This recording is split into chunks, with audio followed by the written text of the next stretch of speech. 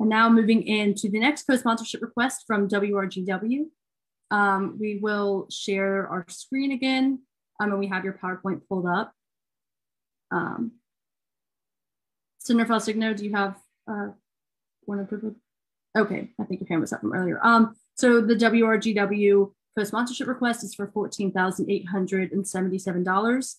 And so I now recognize the presenters from WRGW to present. Okay, great. Thank you so much, guys. My name is Pooja Janavithla. I am the General Manager of WRGW District Radio. I'm joined today with our Station Manager, Olivia Osborne, and we're going to be telling you a little bit about our station renovations that we'll be requesting. I do want to note right off the bat that we requested $29,885, and we feel like that is still the amount that we would like to be receiving. I know today we're going to be talking about $14K, but we just feel that it's necessary to look at our claim as a overall and a holistic way, because a lot of these renovations are truly necessary. So what is WRGW? WRGW is GW's student-run radio station. We broadcast every single day. Even during the pandemic, we were doing radio remotely. So in the fall semester and today, we've had pre-recorded shows and live shows. We're the second largest student organization on campus, and with our active membership, we're probably the largest to date. And we also have an incredibly large and active alumni network. That means that our alumni are really invested in the station's broadcasting, in the station members' activities, and fully support the renovation movements. We've been broadcasting now for over 90 years, and that makes us one of the oldest radio stations in the country. As Senator Ingram brought up, it is also the case that we're one of just over 23 college stations that broadcast through iHeartRadio, which is a huge honor. And along with our broadcasting, we also provide free DJing and audio engineering services, free broadcast and audio training to all GW community members who come to us, and a platform for anybody in the GW community to share their voice through radio, podcasting, as well as written blogs. Next slide. So I just wanted to discuss a little bit about the SA budget request and put into perspective why we're asking for this amount of money. So just to show, we, in the past, so 2016 and 2017, we received around 8K for our general allocations. That number has decreased significantly. I mean, you can see it today, even in 2019, 2020, and then even before COVID allocations were readjusted, we're looking at an average of $3,000. And that's just not something we as a radio station can sustain on. I mean, our overhead costs are between 8 and 10K every year. And we've had to pull from our revenue account for the last 4 to 5 years. And that has resulted in us not being able to fund this project as a whole. And so the other thing is that because it's been 20 years and these renovations have not happened, all of these costs have kind of compounded. And so that's why we want to do it as soon as possible. Go ahead.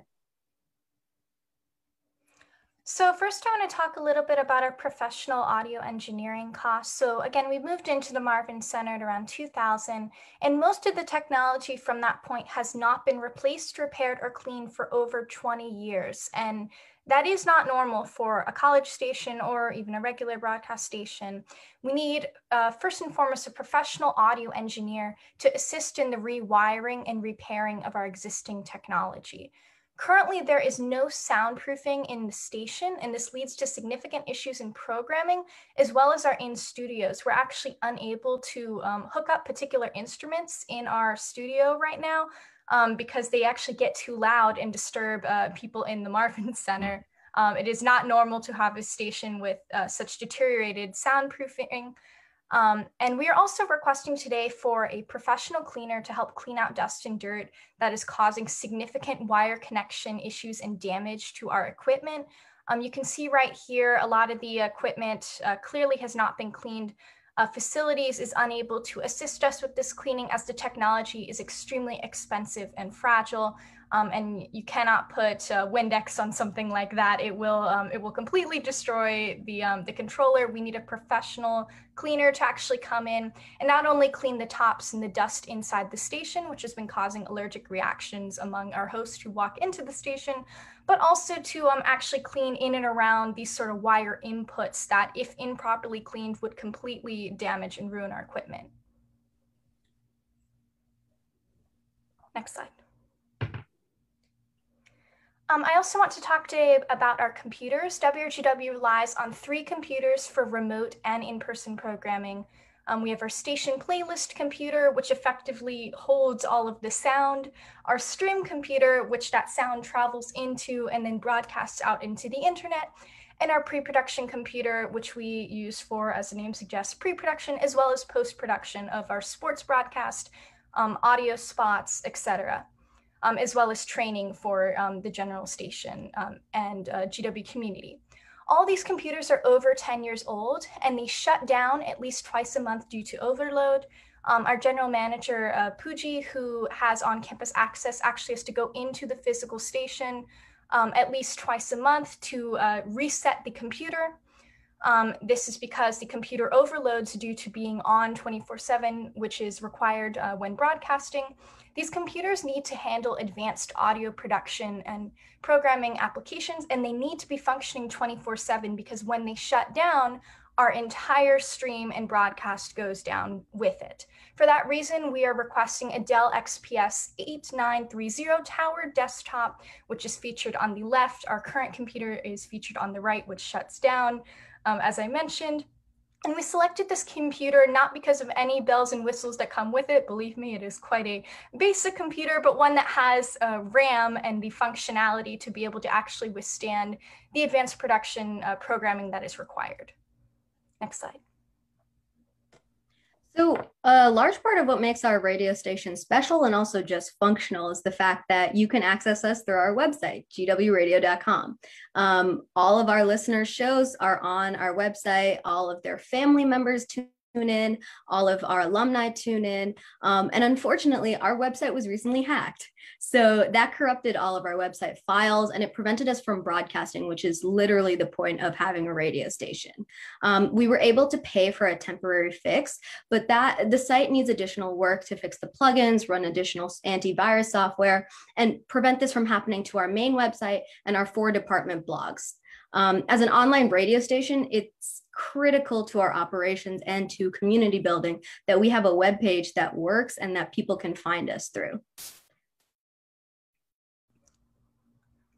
We're also requesting some of the physical station tech updates that were in the original request. We have 3 broadcasting rooms, as a reminder, our control room, and our studio, which work to train members on live broadcasting. This is where the majority of our programming happens in in-person times, and our pre-production room, which serves as a training and recording room for audio production.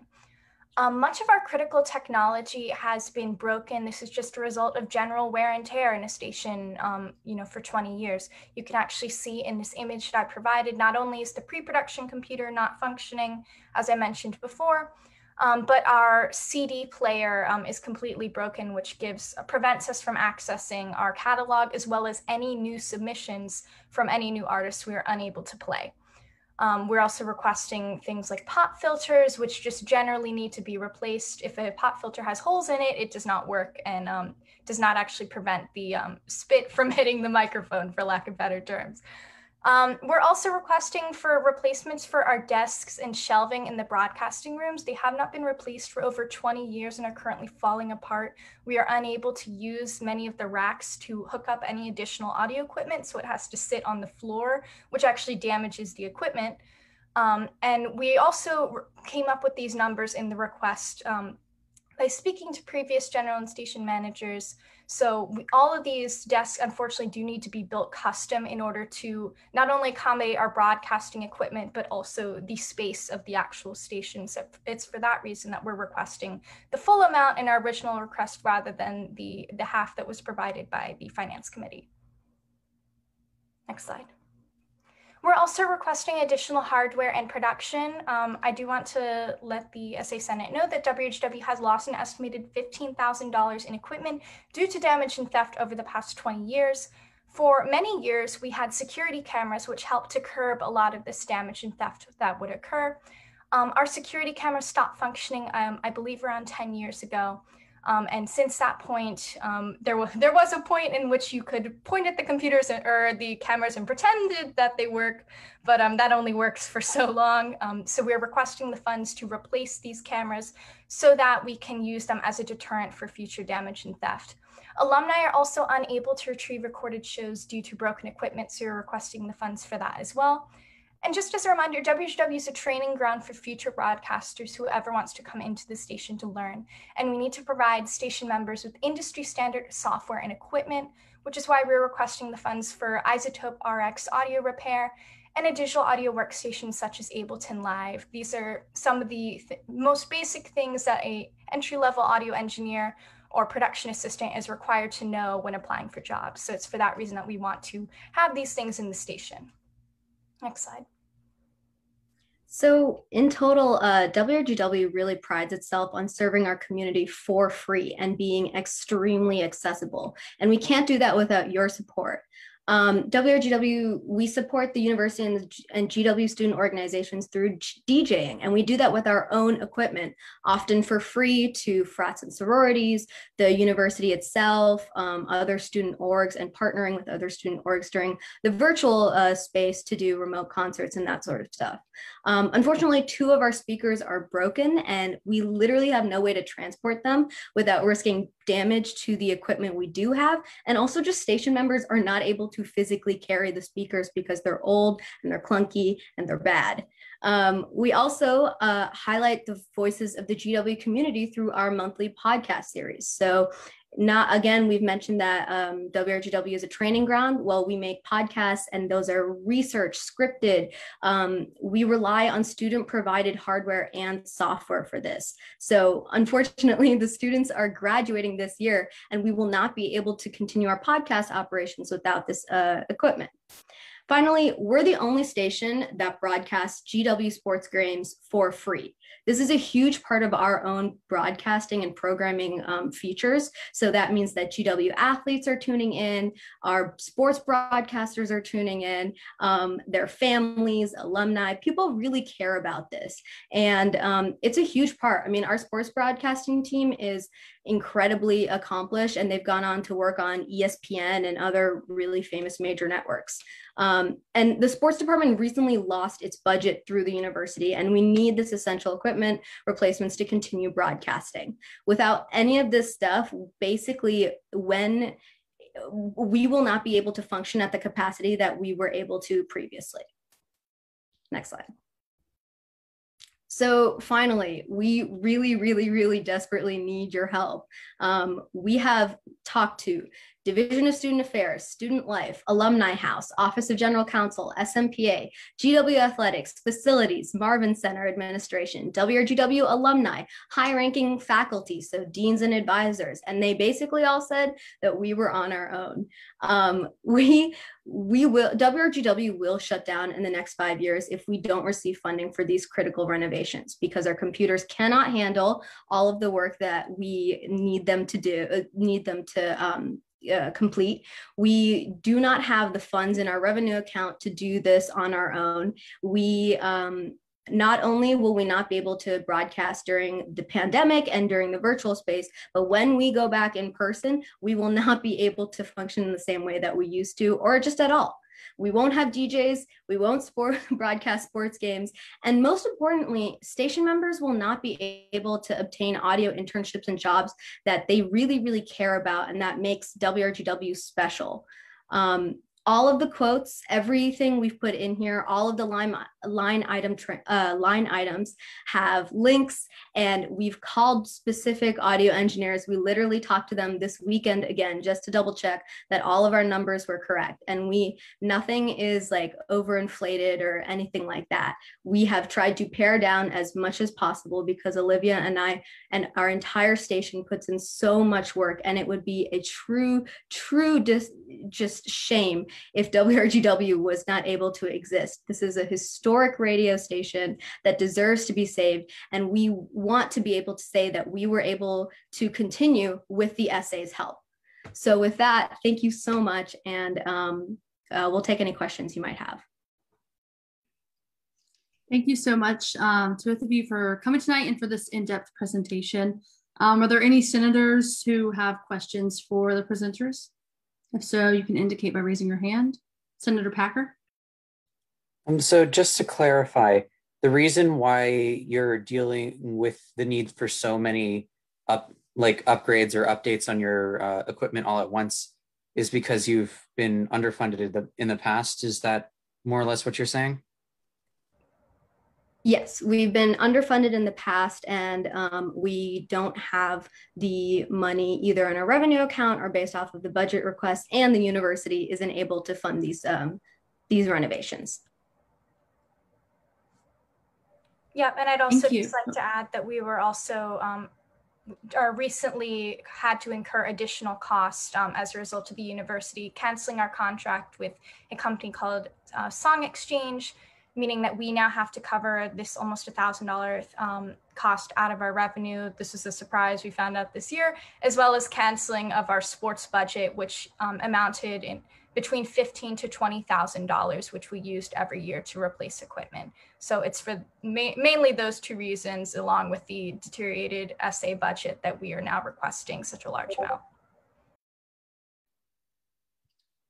Thank you. Senator Raskin.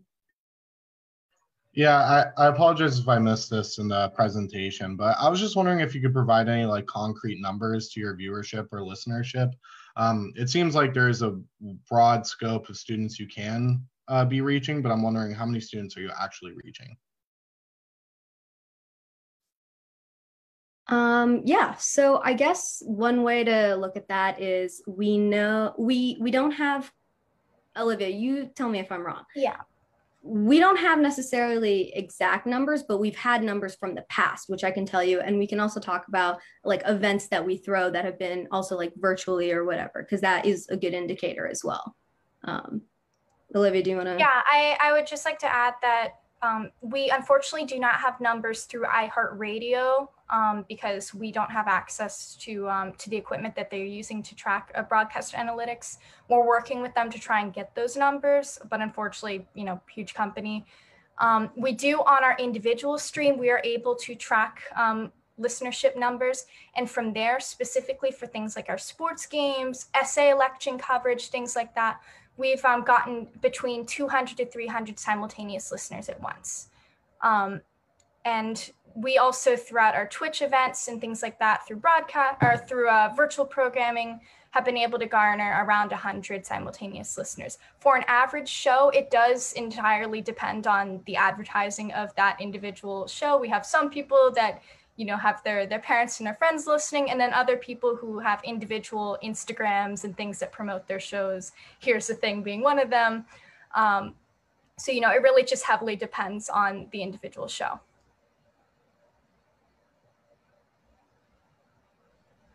Thank you. Senator Carpenter.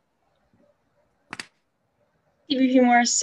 This has less to do with financials and more to do with just the ability to sustain the club amidst the pandemic. I was wondering, how has the pandemic affected participation in the club? Have numbers been down? How have you guys been able to maintain resources and your productions during the pandemic? And then how do you think, upon a return to campus, what the numbers will look like and how our funding could potentially help keep your numbers and individuals involved in the org? Also, thank you guys for being here. I loved listening to your presentation. It was so comprehensive. I was all for it. Yeah, that's my question. I love your question. And I'm really proud to answer it because WRGW has sustained engagement throughout the pandemic. And I think that's really something to be impressed about. So we usually have around 240 shows during the school semester, when we're in person. And we currently have around half of that or so. And we have 120 shows. and we usually have around 250 members to 300 members. We currently have 60 shows, so around half of that, and those are live shows, and people have been incredibly engaged. A lot of members are unable to, they might not be able to host their own show, but they're still engaged in terms of listening and attending events and buying merch. So that's another way we try to finance ourselves. We sell merch, and we do a lot of fundraisers and stuff like that. Yeah, and I'd also just like to add, one of the things that Pooji and I were extremely diligent about this semester is that we trained every single host on all aspects of virtual programming. That means everybody had to sit through around an hour to an hour and a half training session, most of them with me. And I taught them digital audio workstations. Some of these people hadn't even opened GarageBand, and now they are submitting their shows every single week, to our broadcasting. They're opening OBS. They're using Twitch. I mean, the level. We're Twitch stars, guys. Yeah, I mean, we got Twitch streamers. We got the whole 9 yards. So we are just incredibly impressed by the level of engagement by our members, and that's part of the reason that we've really been pushing for this request, because we know that engagement will only increase when we come back to campus. Yeah, awesome. That is totally something to be proud of. And you guys are great. Also, if you get me some of that merch, I will get in on that. Okay, thanks guys. Appreciate it. Thank you. Senator Weinman. Thank you, Evie Morris. And thank you for coming to take the time to speak with us and for bringing this issue to my attention. Or our attention. And I'm really sorry to hear that you've been lacking these important resources for quite some time now. And I think it's a shame, but honestly, even a little impressive that you've been able to keep the station running for so long, given these conditions. So my question is about the facilities and your space in the Marvin Center. And I'm wondering if you have any sort of agreement with the university in terms of that space. Is your space in the Marvin Center being treated as a student org office per se? Because I don't believe that the SA allocates that space to you. And so because of that, I would think that if you have some sort of agreement or whatever is the reason that you're in the space you were in, that the burden would fall on the university and the Marvin Center to fix some of these facility things. I mean, that's how it works with student org offices. If we have a shelf in the 4th floor that breaks, the university comes in and fixes it. So I'm just wondering, why is WRGW being treated in terms of the burden falling on your organization to maintain your space when that doesn't seem to be the standard for other student organizations? Yeah, that's another great question. The short answer is yes, we are technically in the Marvin Center, but we somehow fall in the cracks, and facility says that, oh, you're a student organization, so you can cover those costs. And the fact of the matter is we really can't. I mean, it comes down to, Olivia and I have had lots of conversations with the facilities.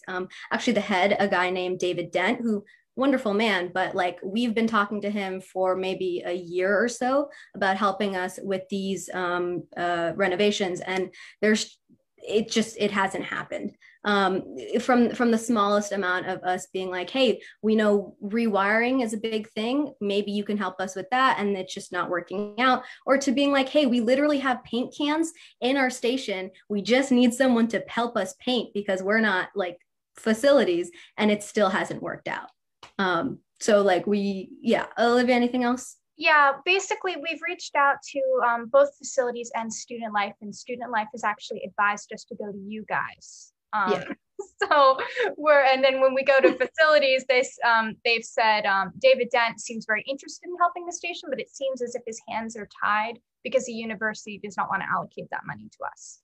So it's for that reason that we are effectively forced to go to you guys, because as we mentioned in the presentation, pretty much everybody's told us that we're on our own. So I'm not sure if there's any way that, I would love to speak to you or other SA members who would like to advocate on our behalf to facilities or to the university to let them know that the SA either doesn't have the ability or doesn't think that this is in their scope to fund our renovations.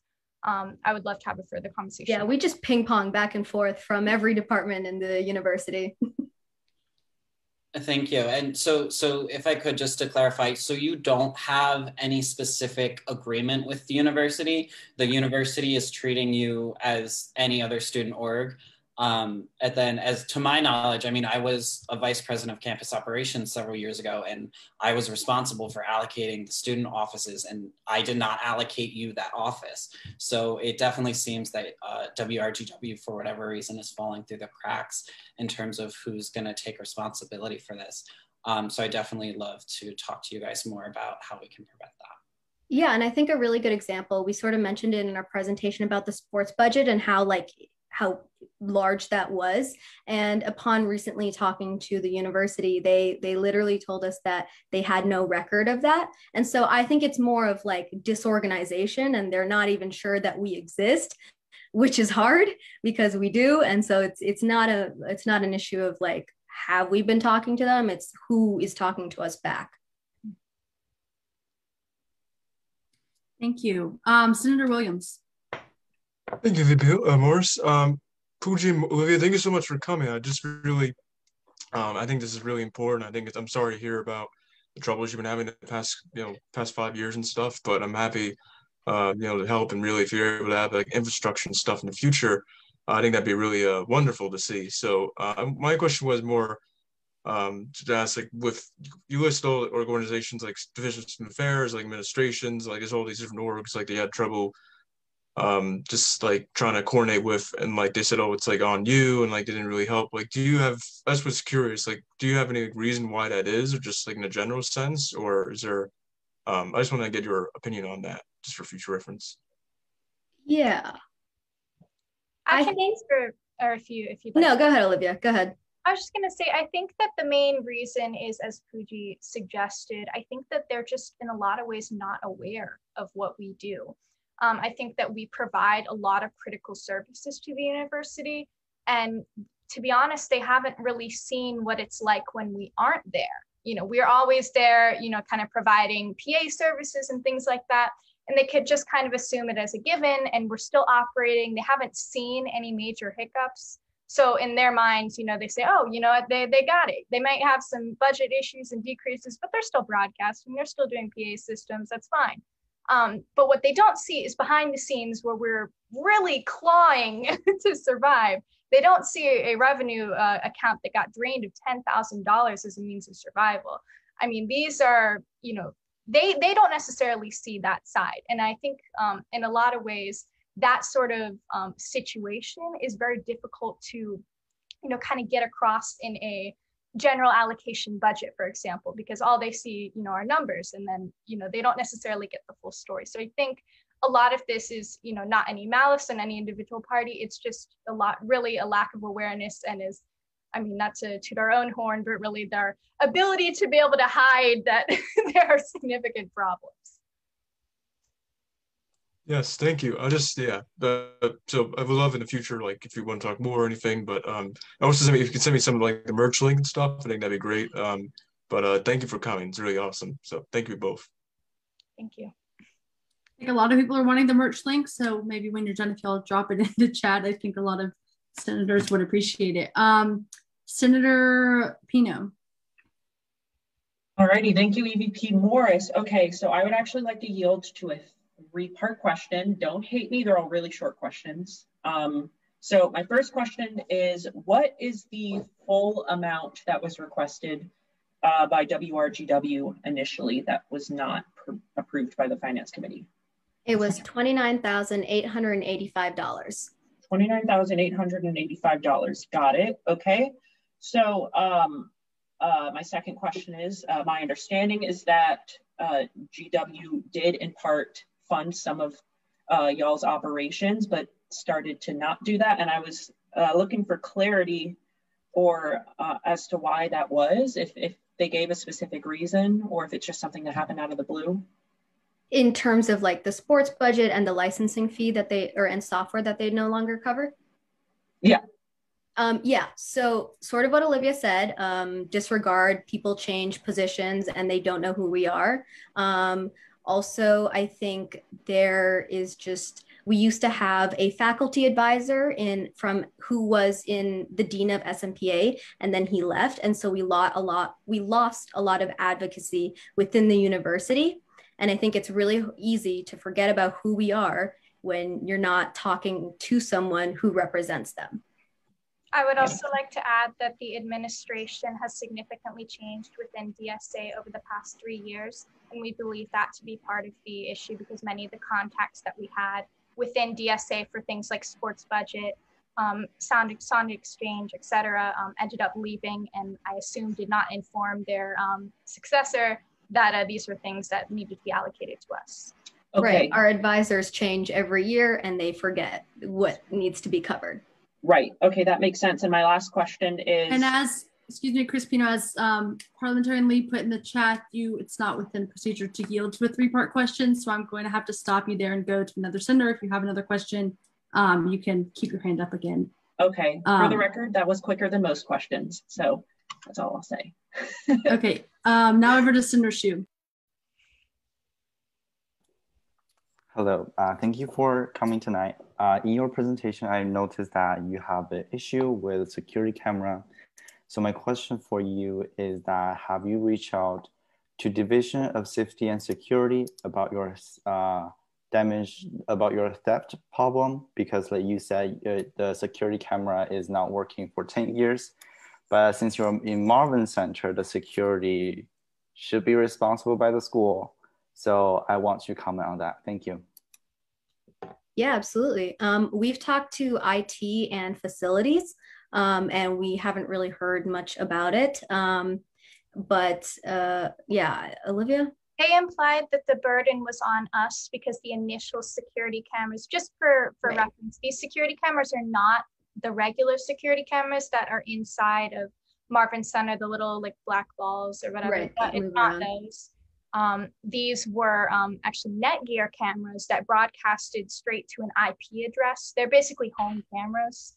And it was because of the particular way that responsibility was over the station, it was understood that it was the station's responsibility to actually have cameras in there, along with a lot of other things like cleaning, things like that are all considered responsibility of the station rather than facilities. So it's for that reason that we were informed by IT that it was kind of our responsibility, but we would be more than happy to reach out to, what was the body that you mentioned? Division of Safety and Security. We'd be more than happy to reach out to Safety and Security. We do fear that they would probably give us the same answer, as it seems that that is the internal policy. But hey, I mean, we've reached out to enough to do it again. Thank you. Senator Ingram. Hey everyone. So I have a brief comment and then I do have a question. Kind of my background when I was an undergrad, I was a broadcast journalism minor. And then before I started law school, I worked at a professional radio station for 3.5 years. And I am very impressed with how WRGW transitioned into an online platform. It is very unique, and many college radio stations around the country were not able to do the same thing. I really enjoyed preparing for WRGW's 90th anniversary celebration, kind of with the GW archives, and seeing just what a long legacy your station has on campus and in the DC community. I guess I am bothered that like facilities has not been helping with your station, just kind of seeing how a couple other stations have worked. I think it should be the similar type of thing, but I was wondering, has WRGW ever pursued featuring like a live stream of your programming in any student space on campus? It could be a nice way to highlight some of the shows that are played every day. Cody, great to see you. I mean, sorry, Senator. Olivia, you want to take this one? Yeah, so actually we, 2 years when I was a sophomore, yes, that would have been 3 years ago actually, we began broadcasting in District House. And that to us was a huge win because for many years we had been begging facilities to please let our station be played on campus. In Marvin Center, they actually denied us. They said that that was a study space, despite the fact that they then proceeded to play other music within Marvin Center. So little interesting there. But we were able to get the win in District House, and we were asking if there were any other additional places that we could get played, and then the pandemic happened.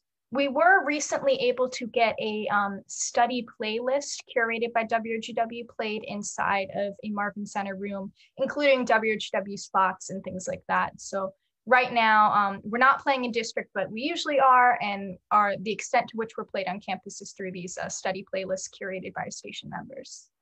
Right.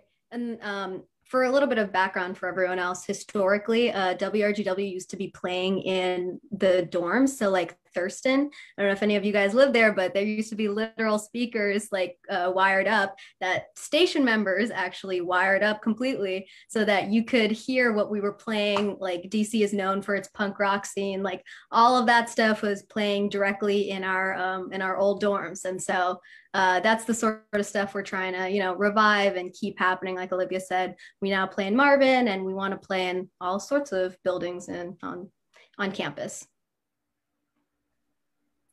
Thank you. Senator Scales.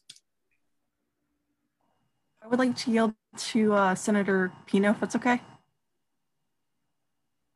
Sure.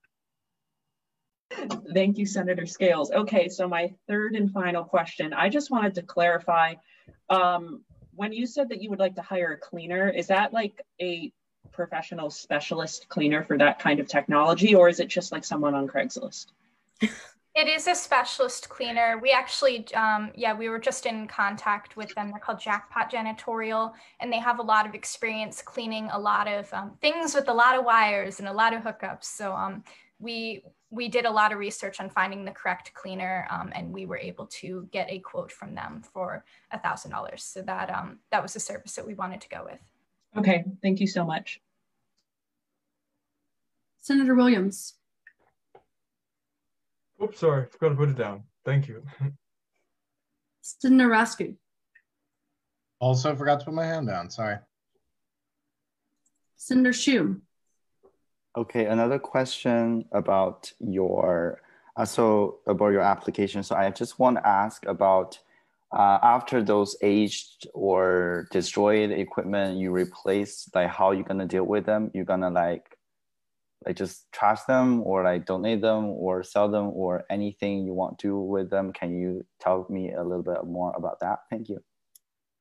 Yeah, so I just, for things that have hard drives inside them and like memory storage and things, we're actually required to have those hard drives shredded. So the university does provide that service, or they're supposed to. We've had a little bit of an issue getting in contact with them shredding one of our old hard drives, but in theory, that is what we would do with the things that have memory storage, hard drive, etc., so as to prevent any sort of issues with student information, etc., getting leaked out by thieving people, etc.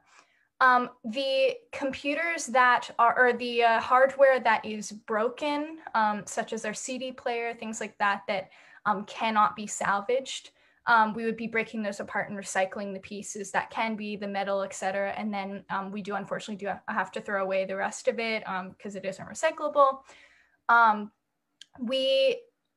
In terms of the desks, things like that, it would be the responsibility of facilities to kind of help us move those out. Most of them are particle board, so they can, kind of just be thrown out. We've done this in the past with other pieces of equipment and, furniture type things that have fallen apart. We actually physically carry it out to the Marvin dump. Yep. So that is our game plan as of now.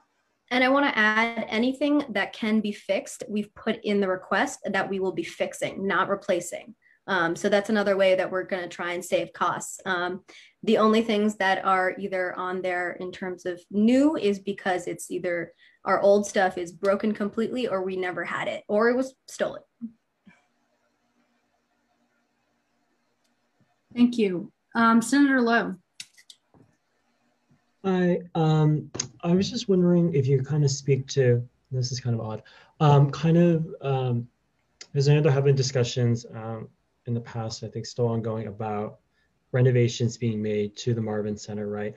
And I was wondering if you could speak to kind of the ability for like some of the, sorry, I'm not really familiar with video, right?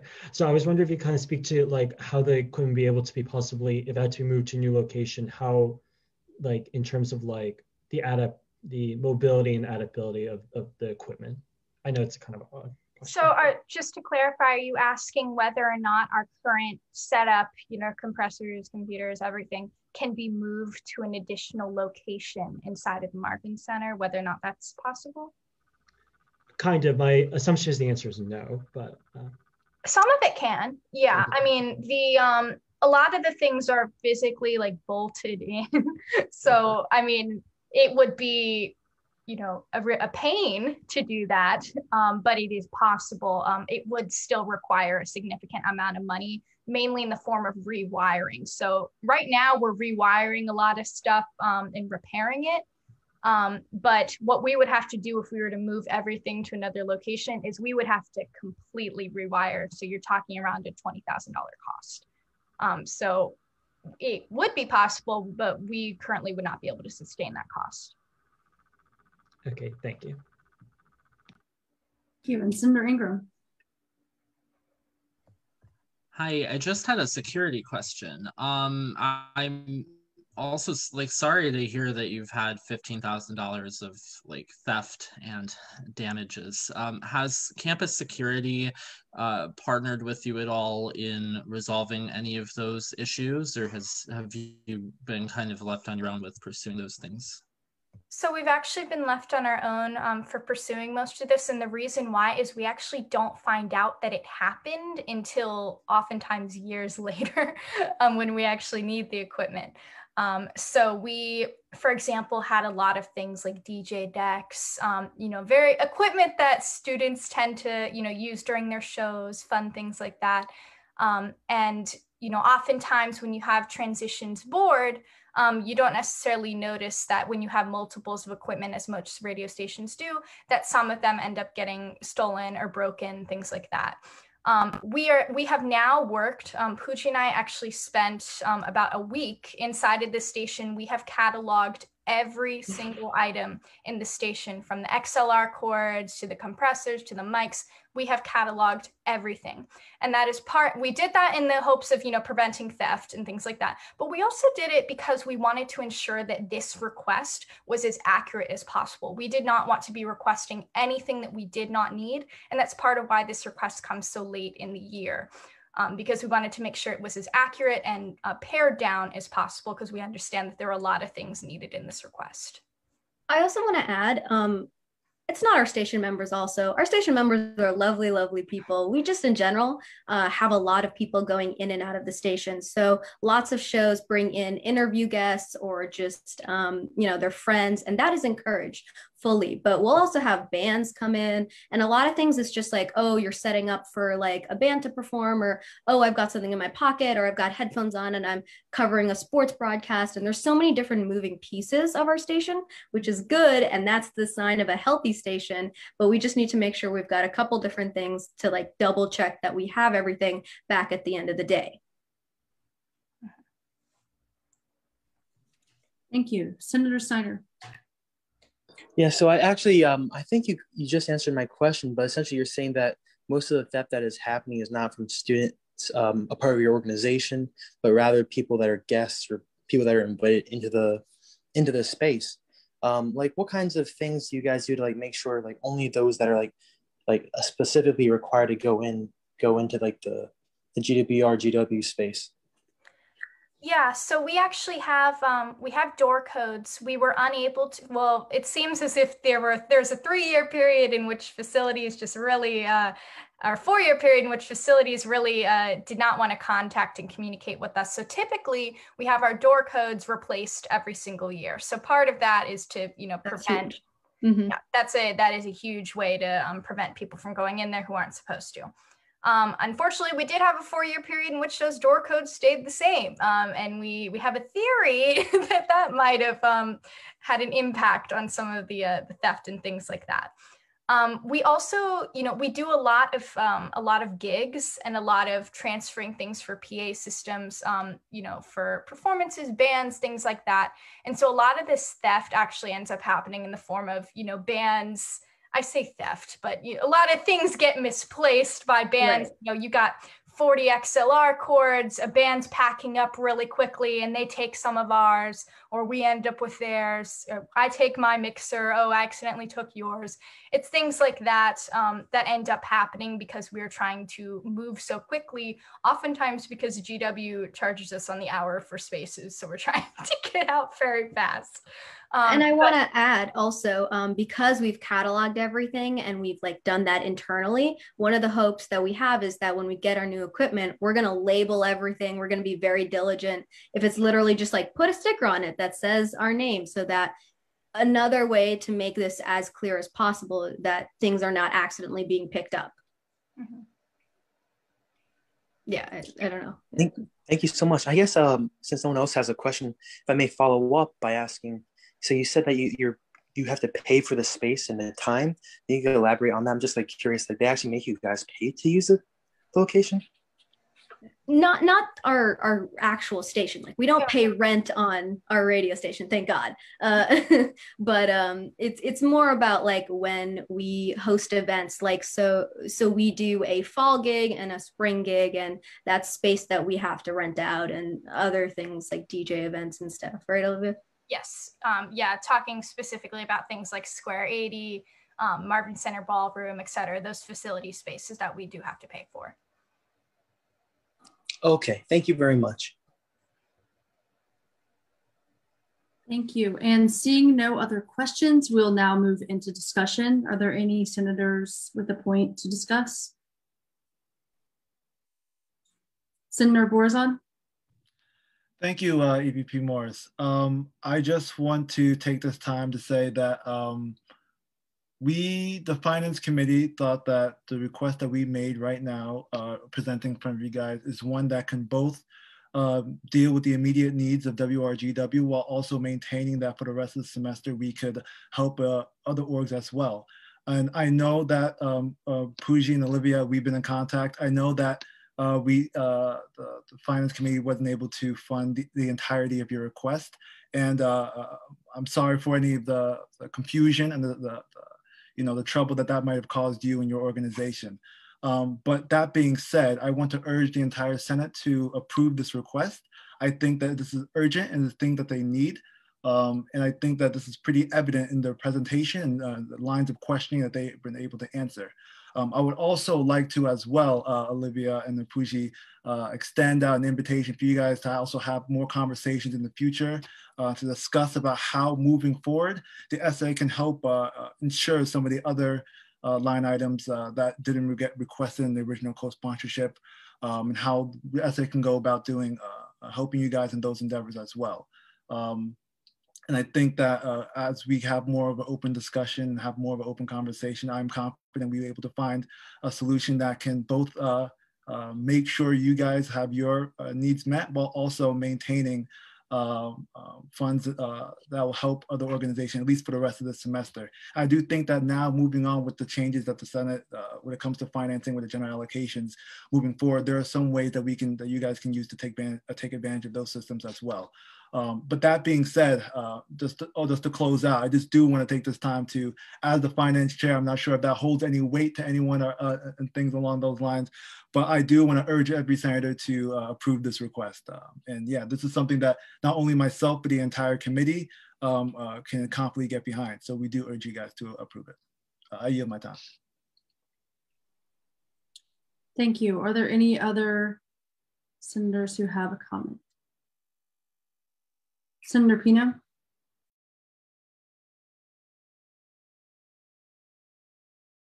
I think you're muted, Senator Pino. Oh, thank you. I'd actually like to yield my time to Senator Packer. Okay, Senator Packer. So this is more of a question for the Finance Committee.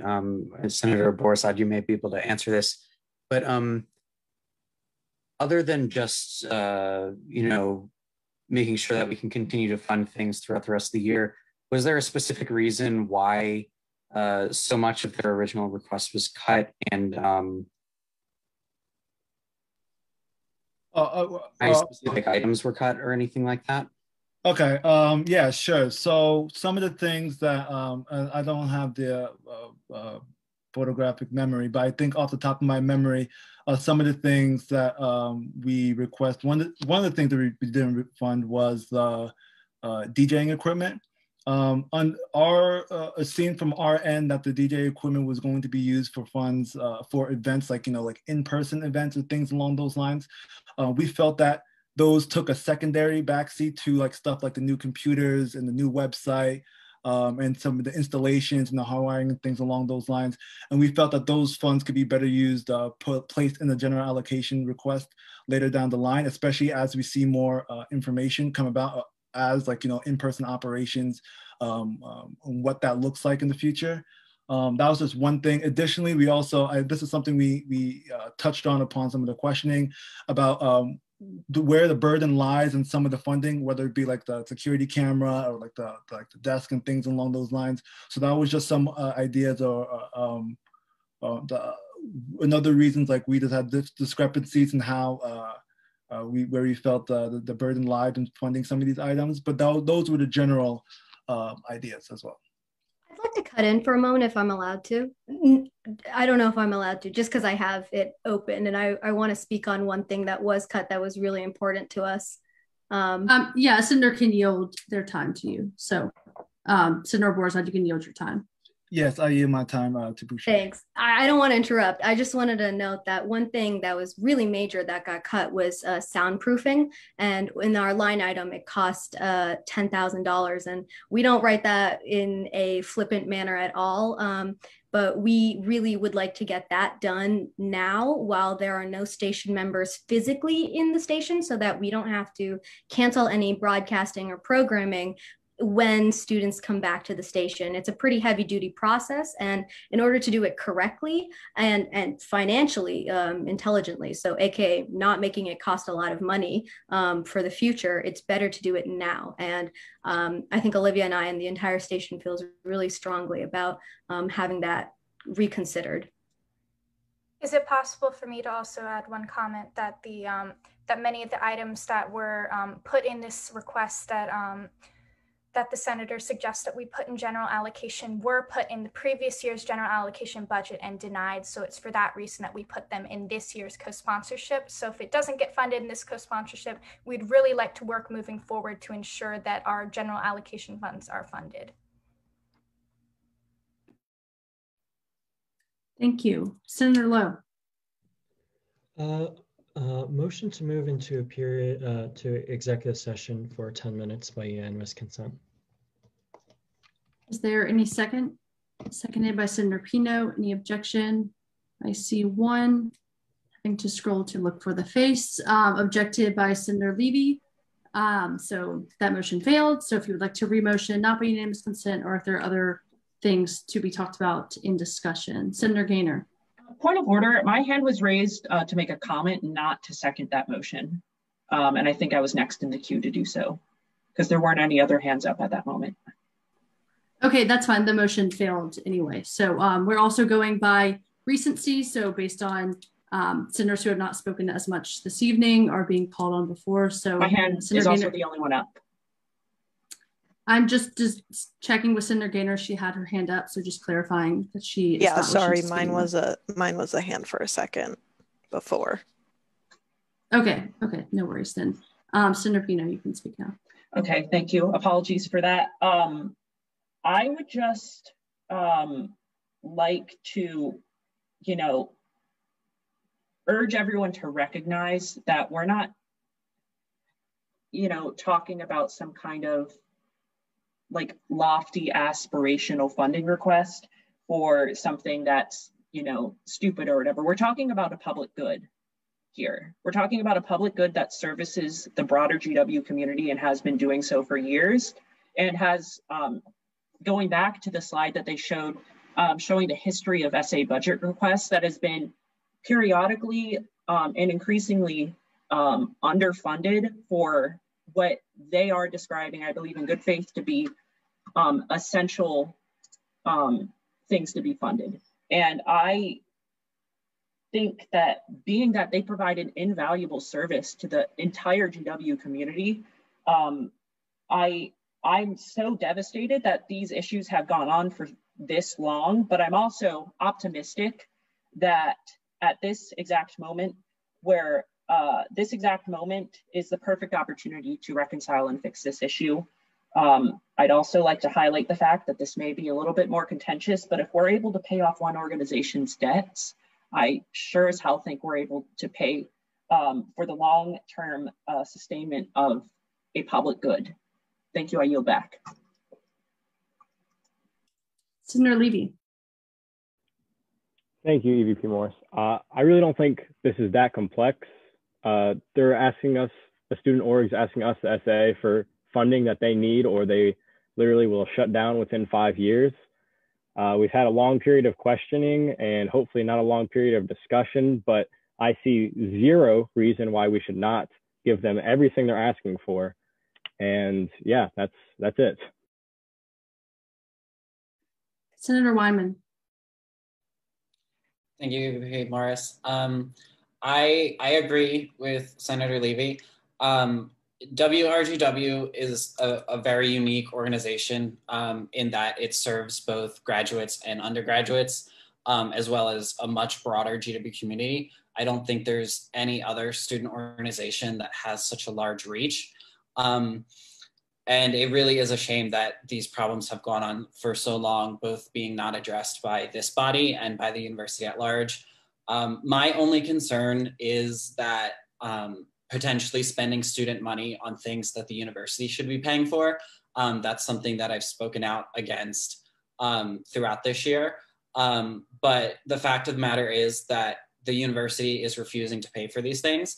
And we should not keep this student organization in limbo while we figure out whose responsibility it is for these things, specifically the shelving and the maintenance of the space itself.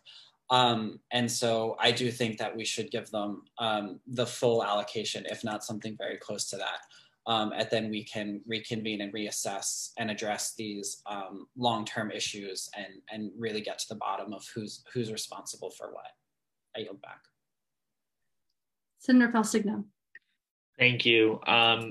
I wanted to make a few comments just aligning myself with what Senator Weinman said, particularly when it comes to university, or questions is whether the university should pay for what and what should they pay for. We've encountered this problem multiple times. And we've had university officials tell student orgs that it's their responsibility or come to the SA or whatnot. I'm not obviously going to take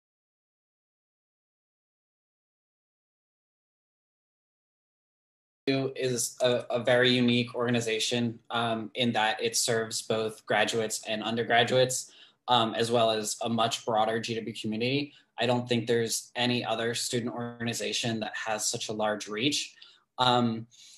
And it really is a shame that these problems have gone on for so long, both being not addressed by this body and by the university at large.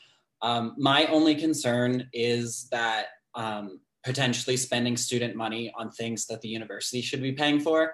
That's something that I've spoken out against throughout this year. But the fact of the matter is that the university is refusing to pay for these things. And we should not keep this student organization in limbo while we figure out whose responsibility it is for these things, specifically the shelving and the maintenance of the space itself.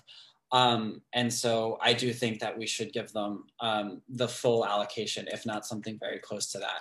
And then we can reconvene and reassess and address these long-term issues and really get to the bottom of who's responsible for what. I yield back. Senator Falsigno. Thank you. I wanted to make a few comments just aligning myself with what Senator Weinman said, particularly when it comes to university, or questions is whether the university should pay for what and what should they pay for. We've encountered this problem multiple times. And we've had university officials tell student orgs that it's their responsibility or come to the SA or whatnot. I'm not obviously going to take this out on WRGW. I think that would be unfair, but I'm really sick and tired of the university constantly doing this. And frankly, at a time when they refuse to give graduate students money back for services that they aren't receiving, it's quite ironic that they apparently don't have any money to help maintain their own university spaces. And so that, maybe they can use some money that they didn't give back to graduate students to actually fund these things. So it really does bother me. And I have to tell you, this has been going on for years.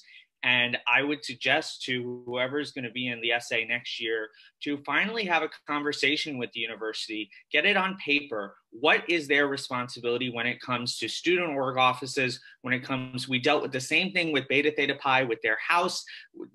I don't understand why we had to pay for, I wasn't opposed to giving them the money, I abstained. But the point is, I don't understand why we needed to pay for fixes to university housing. It's absolutely ridiculous, and I'm tired of it. And, every time we're forced in these situations where, we're in a situation where if we don't give the money, then the org is going to go under or something's going to be bad. And it's the university doing this to us. And it's absolutely ridiculous. And I'm so tired of being used as pawns by them. So, I'm happy to give this money, whatever we approve tonight, whether it's what the finance committee said or whatnot. But I swear to God, this has got to stop. And it's ridiculous. This university is filled with cash. It is a cash cow. So I'm so tired of it. And, it's been going on for way too long. So I had to get that off my chest. I yield back. Senator Lowe. Could I don't know how to do this, sorry. Senator. How would I motion to move into voting based on the full request WRGW put forward of $29,885? You can do just that motion to approve that amount by unanimous consent. Or motion to move into voting. I would motion to move into voting by unanimous consent. Okay. Point of inquiry. Sure.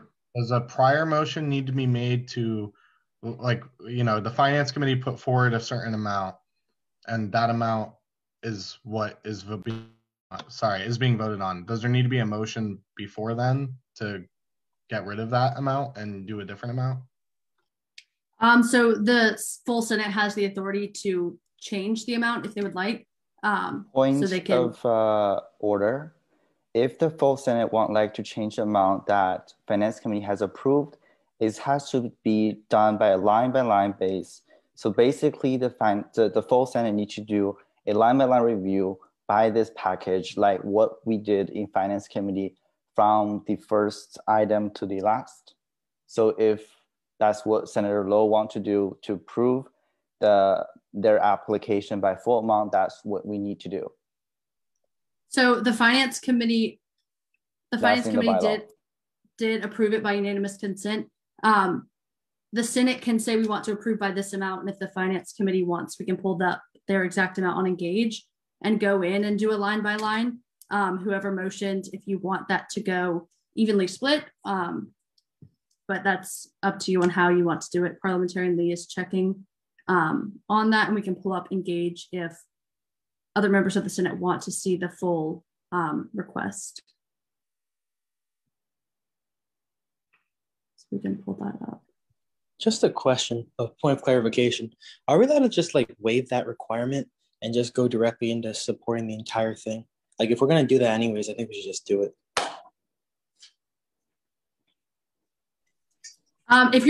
If you're verifying the entire request as there was a motion before, that's approving every single line item. So as Senator Hsu mentioned, you don't have to go through every line item because you're approving every line item in full.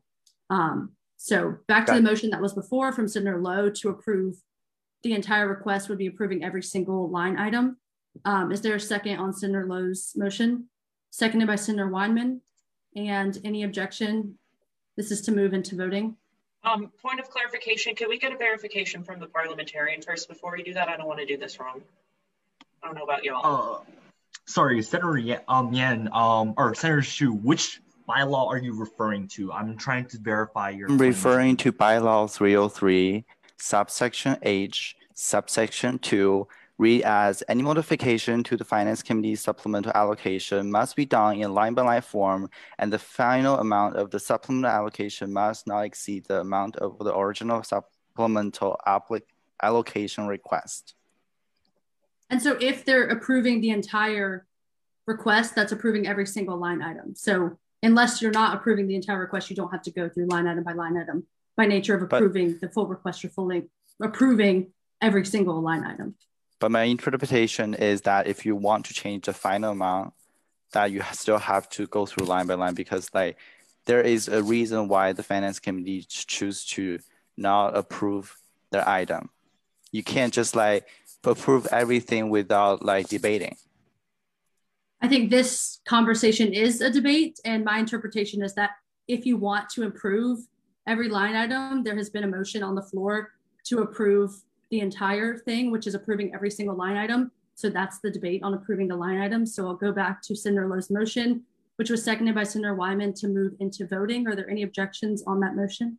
Point of clarification, is this specifically to approve it as requested and rather than as approved? As requested in their total amount for 29,000. I'm sorry, I don't remember the remainder of the amount, but in the entirety that they requested to the SA. Okay. So we're Point moving of into clarification. Sure. I just want this is just like procedure. Are we still like say something before this vote, like the discussion, something like that? So we were in discussion. There's been a motion to move out of discussion and move into voting, and it has passed, and there was no objection. So we'll now move into voting. So we're past discussion. I object. I didn't. Okay, I asked for objections, and I didn't see any objections in the participants tab.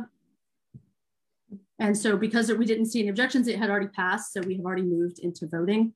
A point of, sorry to cut you off, EVP Morris. I think with my original point of inquiry, cut you off.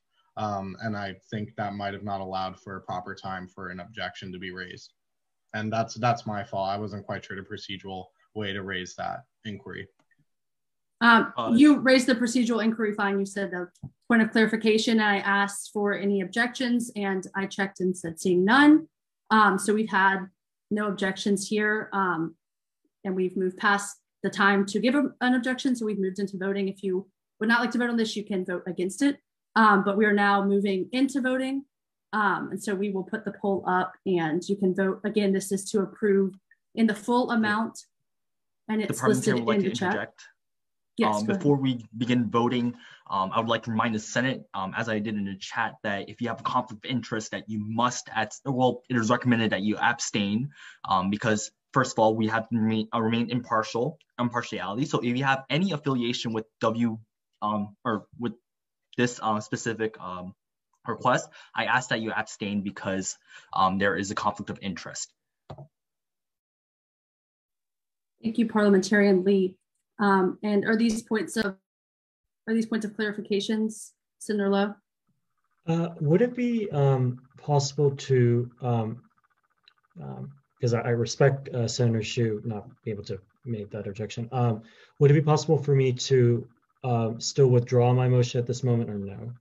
VP Morris? No. Okay. No, the motion has already passed, so you cannot withdraw at this point. Okay. Point of clarification, I'm sorry for having to keep doing this, but this is actually important to this. I may have heard wrong, but I'm actually pretty sure that Senator Lowe's motion was one of unanimous consent, which means I don't. It was a unanimous consent to move into voting. Okay, right. So it wasn't a vote by unanimous consent then. It was not vote by unanimous consent. It was unanimous consent to move into voting, and so now we are moving into voting. Okay, just making sure. Senator Shu, is that a point of clarification? No, I No. forgot. Okay, so we're updating. Sorry. Okay, we're updating the poll with the correct amount. And so it should be launched in just a second. I'm really sorry, I must interject. I think this is a really important question. I don't want to mess up. So I would recommend that the Senate go into a 5-minute recess so we can figure out like the proper parliamentary procedure for this, because I do not feel right about this. So if that is okay with the Senate, I would ask of that. Sure, we'll go into a 5-minute recess. Sorry, that has to be motioned by a senator, because I think that Senator Zhu, I think there is a possibility where we can use the motion to reconsider in order to go back into discussion, in order to properly debate Senator Zhu's concerns. Senator Carpenter? I was just going to motion to move to a 5-minute recess by unanimous consent.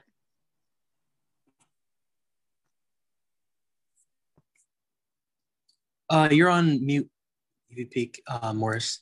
Thank you. Thank you. So I said motion by Senator Carpenter, seconded by Senator Packer.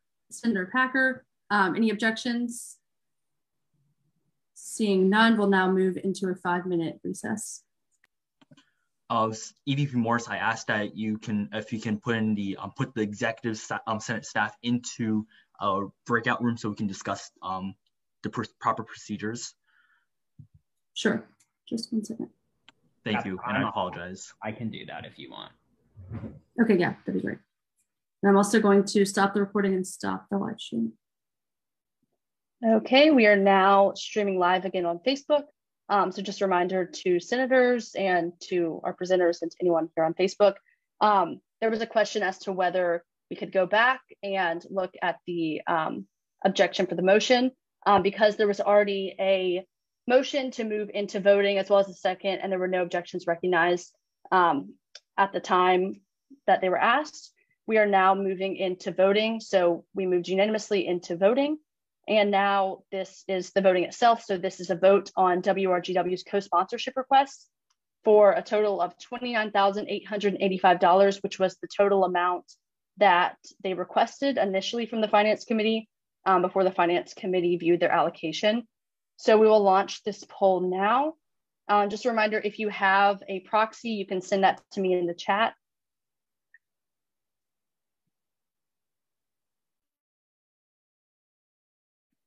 I'm sorry, send that to you or Jack? You can send it to me. Okay.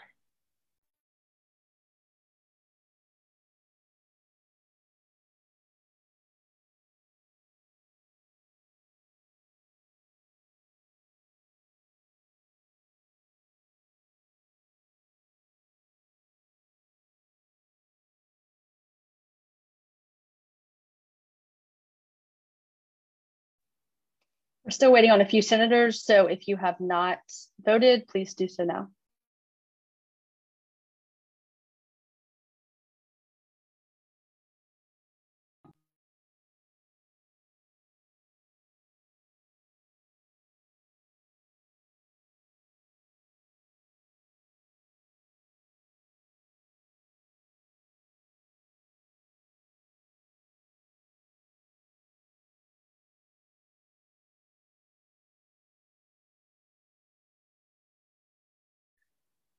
Okay, and with 24 voting yay and 6 voting nay and 3 abstaining, this motion has passed.